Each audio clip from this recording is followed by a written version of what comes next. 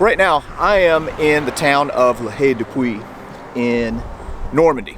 And in the last episode, we were talking about the 82nd Airborne and how they kind of hit their high water mark on one of the 5 hills that the Germans were defending here in this area as the Americans were making their way out of Cherbourg and towards St. Lo.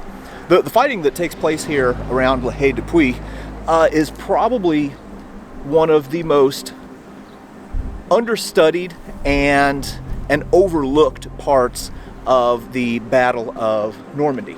But anyway, we've got Paul Woodadge with us today, and we're going to take a look at what happened here in this crossroads and also in these hills in the Battle of Normandy.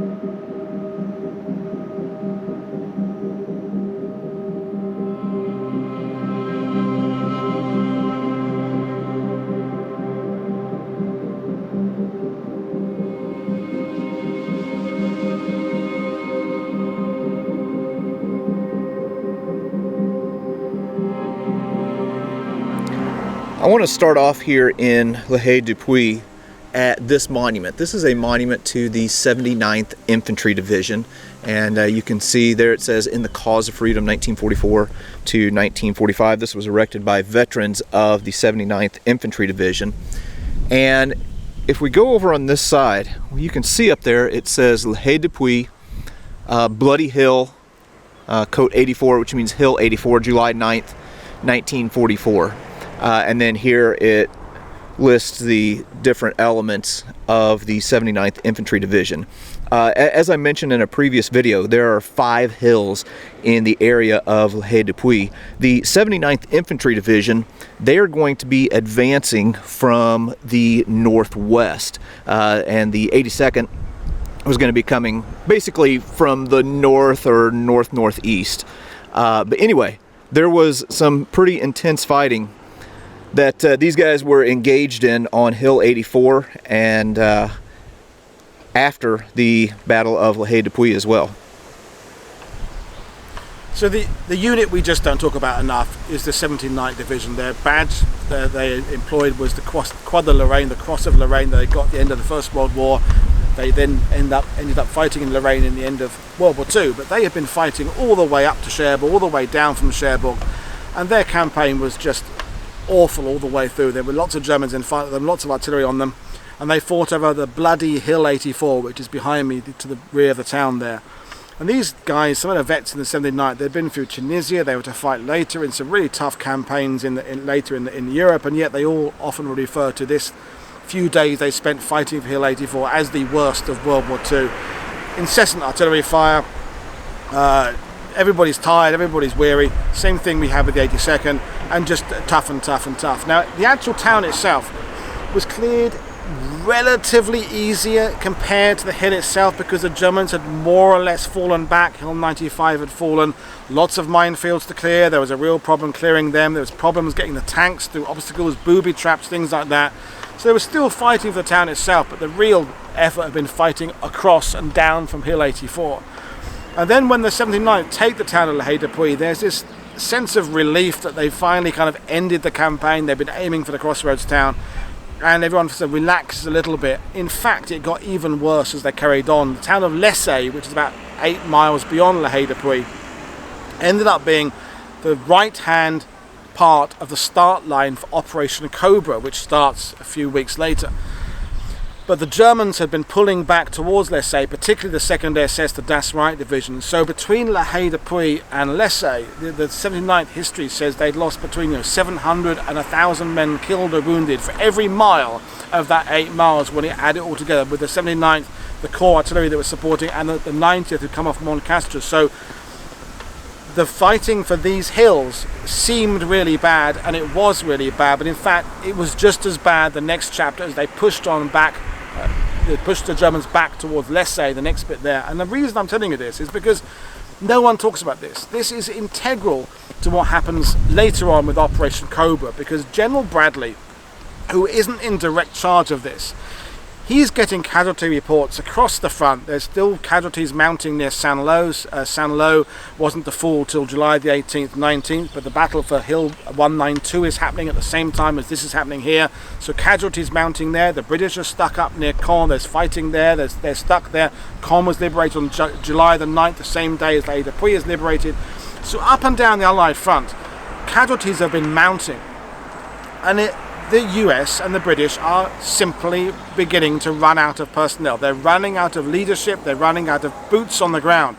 So Bradley is praised for how ambitious Operation Cobra was. He's considered the kind of the safe pair of hands. He's not Patton, he's not the dynamic guy, and Cobra is as dynamic as Bradley gets. But I would argue that part of Bradley's reasoning for getting Cobra starting is he cannot keep on going sustaining the losses he's sustaining in this kind of fighting here. The 90th Division, 5,000 men killed or wounded in 48 hours for Haye du Puits. The 79th Division, thousands killed or wounded in this 3 or 4 days of fighting for this. You're going to run out of troops really quickly, so something has to come to a head. They've got to get out of Normandy. This has proved that just gradually moving, butting our heads against the Germans is working, but it's working too slowly and it's too costly. You've got to be dynamic, which brings us to Operation Cobra, which we will talk about, or JD will talk about in a future video. But Cobra, the seeds of it, I think, begin here as much as they begin in Saint-Lô.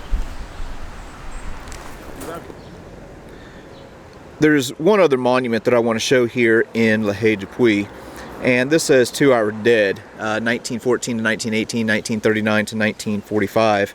And here on this wall, they have all of the members of, or all of the citizens of this village who were killed in the First World War. Those who were killed in the Second World War. Here's one who was deported, and then here are some civilians who were victims. And then they also have a dedication monument or plaque here to the soldiers of the 749th American Tank Battalion. So we mentioned the 79th Infantry Division. This Tank Battalion worked with them in the liberation of Haye du Puits.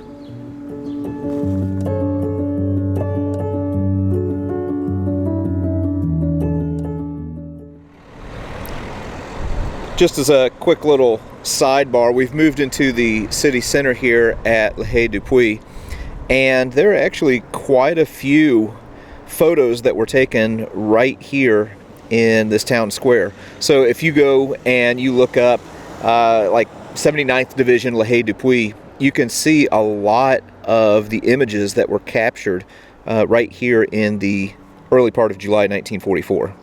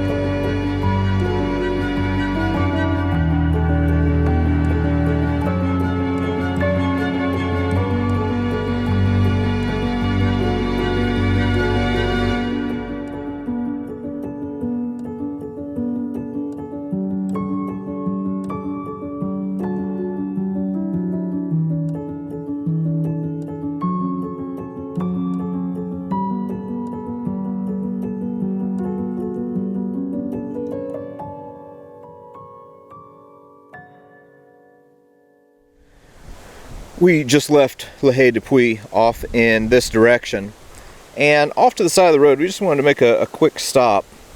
They have a monument here to the 82nd Airborne Division and the 90th Infantry Division for the fighting that took place here between the 5th and 10th of July. of 1944. So we've already talked about the fighting that the 82nd did on Hill 95, but now we're going to shift focus to the fighting that the 90th Infantry Division did on Hill 122, which is also known as Mont Castre, which is off in this direction right here. All right, we've moved over to Mont Castre, around the foot of this hill. And just as a quick recap, in the Haye du Puits area, you have the 79th coming from the northwest, the 82nd coming from essentially the north. Mont Castre was going to be assaulted from the east by the 90th Infantry Division. Now, the 90th had followed the 4th Infantry Division on Utah Beach, and they'd had some leadership problems. Eisenhower referred to them as kind of like one of his problem divisions.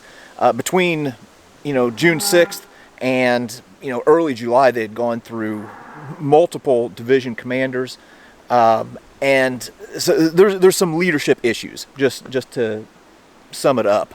And when they hit Mont Castre, this poor division is just going to get chewed up.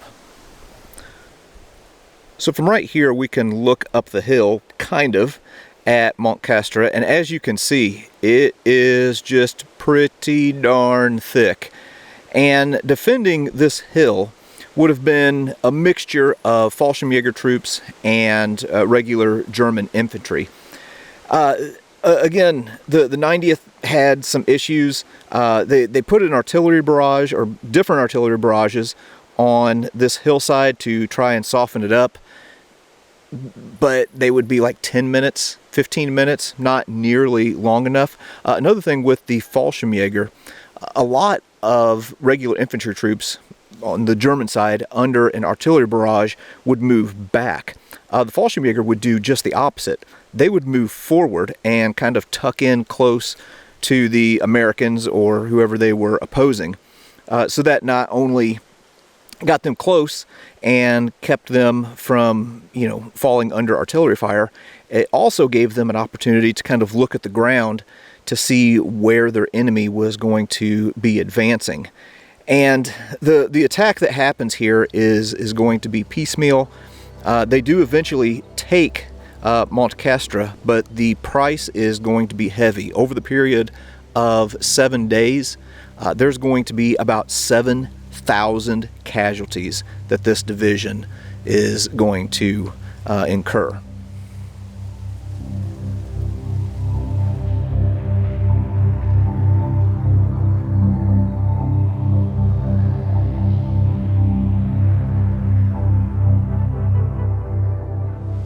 So the battle for Mont Castre itself was long, bloody and costly, and there's an element at the end of the battle. It's July the 10th, they're putting down off the hill. There's a feeling that, well, we've cracked that one, on now to perhaps a bit of relaxation, and they start pushing down the slopes to where we are now. Unbeknownst to them, across the field there behind me is where elements of the Das Reich 2nd SS were. Now, quite why the SS hadn't fully committed themselves a day or two earlier, we don't know. There was a point when the 82nd had just taken Hill 95, the 79th Hill 84, and the 90th Mont Castre, or Hill 122 here, that they are in a very weak position, the Americans. If they had been hit by a concerted SS armoured counterattack at that point there, well, it could have ended things very, very differently. But for whatever reason, we don't know why, the Das Reich kind of held back over there towards Lessay on some high ground. But when several Shermans of the 712th Tank Battalion with infantry of the 9th Division, these guys have been depleted, companies are about 20 or 30 strong, are coming down here. Well, 3 or 4 of the Shermans were hit right where we're standing here by gunfire from anti-tank guns and German SS tanks across the way there. And the experiences of tank crews in Normandy were basically just awful, because you just don't know what's around the next corner. And there's some names on my list here. They're apparently, according to the author Aaron Elson of a book about the 712th Tank Battalion, there are a couple other names that should be on that monument as well. But I'm going to read you an extract from his book, and JD will put the link in to purchase the book in the description below. This is what they're talking about, searching these tanks that have been hit. I won't go into detail about how they're hit, but when a Sherman tank gets hit at close range by anti-tank gunfire, the result can be catastrophic. But this is what they're saying about recovering these tanks. As for Taylor's crew, Nothing remained but ashes in the tank. Someone found a ring among the ashes and wondered why it did not melt like the twisted metal around it. The ring was from Central High School in Scranton, Pennsylvania. Eugene Tandler, the tank's loader, was from Scranton. Lieutenant James Gifford of Gloversville, New York, who had just been assigned to C Company as a replacement, was among the group that went to search for dog tags in Flowers' tank. These guys had all been incinerated, he said, when interviewed in 1992, because these tanks were like a furnace. It was like getting into a furnace after something's been destroyed. I'd go where the tank driver was supposed to be sitting and I'd find the dog tag. I wouldn't even find the body. There was just one tank in particular, that one guy, a gunner, he was still sitting in the gunner's seat. There was nothing left of him but his hips. His legs were gone, the body was gone, the head's gone. There was nothing left there but a black crust. And when I was looking for the dog tags, I pushed this thing. I thought it was a piece of the machinery, and a piece of it came off like a turkey. Like the skin on a turkey came off, this big black crust. And then I realised it was what was left of him. It goes on to say about Bailey, who's on the monument there. In the search for Bailey, all they found was his helmet, which was identifiable as it was marked with his serial number. They never discovered Bailey's body or his dog tags, but inside the helmet they found pieces of his brain. Now that rather dramatic quote is what was happening to tank crews all across Normandy. Now, I'm the first to say the German tanks are not as superior to Allied tanks as some people say. German tanks can knock out Tigers, that's another debate for another day, but tanks are being lost in Normandy on both sides, and tanks, when they get lost, it can be, as you heard there, catastrophic. So when we get to Operation Cobra in a couple of weeks' time, which was Bradley's brainchild, to push out and finally bring all our resources to bear, bring our air power, hit the Germans with thousands, and it is thousands of heavy bombers, hit it with artillery and just smash with as many divisions as we've got. And Cobra was fantastic, but it gets off to a slow start. A very slow start. I describe it as like a boulder that has to start turning. When it's first turning, you can hardly see it rolling. After a while, you realise it is rolling, but there's that first bit when it's not going fast enough. And Bradley is really in a rage that these troops are not advancing. Now, my defence of the troops that are not advancing fast enough is, yes, they've been told there's nothing ahead of you, all the Germans have been cleared. The same thing had been said to 90 Division about this hill here. Don't worry, there's not much ahead of you. I'm sure they've all been cleared by the artillery.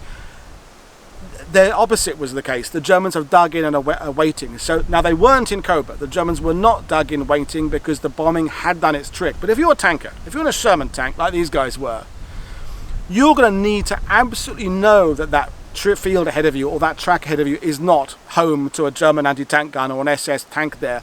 And so I can completely understand why the American infantry and tankers were just a little bit slow getting off the ground on that first day of Cobra. Now we now know that Cobra was a resounding success, and it, to me, it's because of lessons learnt here. Lessons learnt here at the foot of Mont Castor, at the foot of Hill 84, at the foot of Hill 95. But these tankers, these infantry, have been through an absolute hell in the hedgerows of Normandy. And this little monument in the middle of nowhere to just a few crewmen here. The experience of what these guys went through, the last few moments of their life when they are being hit by firepower that's causing everything inside that tank to burn, it's important stuff to learn and hear about. And so I'm glad I'm here with JD of History Underground to tell you this story, because it's for all its horror, it's an important story to tell.